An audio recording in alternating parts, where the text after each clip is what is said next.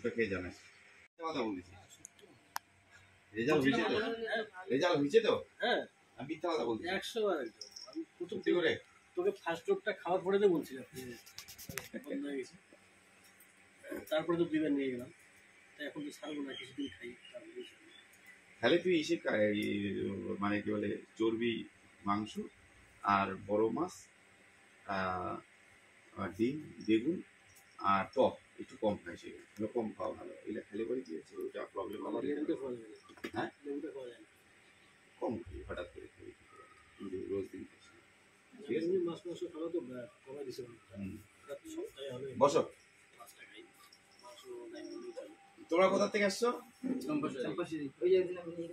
চাম্পাশাড়ি। চাম্পাশাড়ি ওই যে চাম্পাশাড়ি মানে ওই দার্জিলিং স্কুলটা আছে না, শিগুরি বিদ্যামন্দির স্কুলটা তো আছে, দেবীডাঙ্গা মিলন মন্দির থেকে যাইতেছে। দেবীডাঙ্গা, হ্যাঁ হ্যাঁ হ্যাঁ। কি করে খবর পাইলা এত দূর? আমার ছেলে তো ওদিন এসে নিলাম না, ওদিনকে আসছিল যে, তারপরে ওই যে মাস্টার কাকু যে বললো, হ্যাঁ হ্যাঁ হ্যাঁ, তারপরে আসলাম। আচ্ছা তো ঠিক আছে, আরো প্রচার করে দেবা, গরিব বাবা মারা যদি থাকে প্রচার করে দেবা, একটা টোটোতে তাহলে সবাই চলে আসবে। ঠিক আছে, হ্যাঁ রেখে দেবো। আমি 4 নম্বর চাম্পাশাড়ি থেকে আসছে, খুব ভালো লাগলো।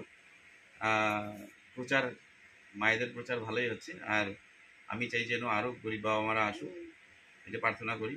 যারা চিকিৎসা করতে পারছে না, রুগীতে গরিব বাবা মা, তাদের জন্য আমি আছি। ভোর 5টার থেকে বসে গেছি, এই ভোর 5টার থেকেই চলছে, 12টা অবধি চলবে এখন। যারা ফ্রি সেন্টারে আসার ইচ্ছুক তারা অবশ্যই আসবেন। আরও আপনারা একটু শেয়ার করবেন, রুগীতে গরিব বাবা মারা যেন উপকৃত হয়। ধন্যবাদ, প্রণাম।